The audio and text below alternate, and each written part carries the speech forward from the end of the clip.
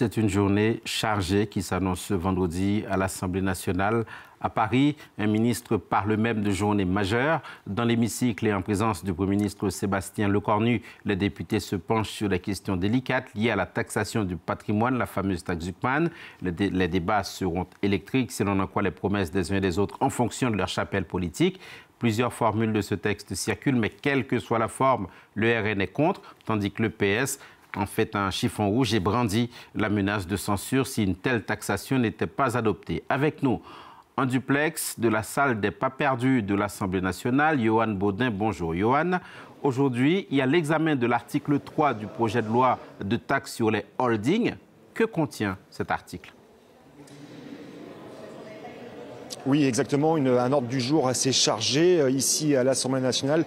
L'hémicycle où théoriquement doit être encore débattu près de 2000 amendements d'ici lundi. Mais celui qui retient toute l'attention aujourd'hui, c'est la taxe Zuckman ou sa version allégée.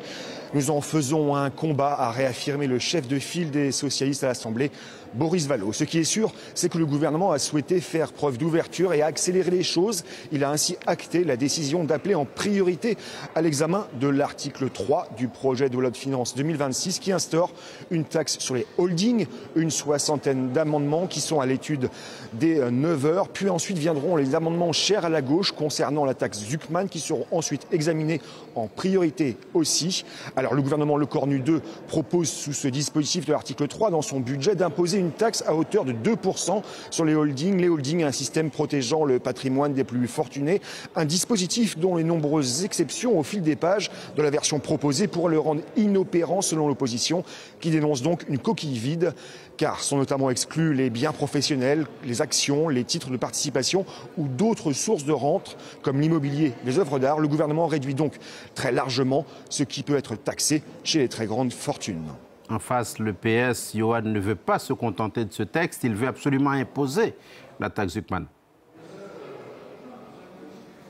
Oui, exactement. Le PS promeut donc un système plus efficace. Selon lui, la taxe Zuckman, du nom de l'économiste qui, dans un rapport commandé par le G20, proposait un impôt d'un minimum de 2% sur les contribuables possédant plus de 100 millions d'euros de patrimoine, ce qui concerne en France 1800 personnes et permettrait de rapporter près de 20 milliards d'euros de recettes selon ses défenseurs. Le PS en tête, mais le gouvernement, lui, ne veut pas l'entendre. Les socialistes qui, ces derniers jours, ont proposé une alternative, une taxe Zuckman allégée, un impôt minimum de 3% sur les patrimoines à partir de 10 millions d'euros, mais en excluant les start-up et les entreprises familiales, de quoi rapporter, selon le PS, 5 à 7 milliards d'euros au fisc, bien moins que dans sa version initiale. Mais là, c'est la France insoumise et les écologistes qui sont opposés à cette version édulcorée, qui n'a pas non plus les faveurs du centre et de la droite. Les socialistes estiment, eux, qu'une troisième voie est toujours possible, taxe Zuckman, allégée ou non, ou pas du tout, mais en contrepartie, au gouvernement de proposer une alternative, comme par exemple le retour de l'ISF, l'impôt sur la fortune.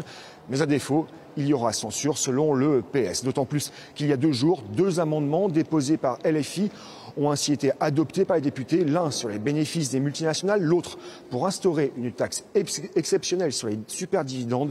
2 propositions qui ont soulevé l'indignation du centre et de la droite. Et là, ce sont les élus du centre et de la droite qui ont promis de censurer le budget. Yohan Baudin en duplex de l'Assemblée nationale. Merci beaucoup, Yohan.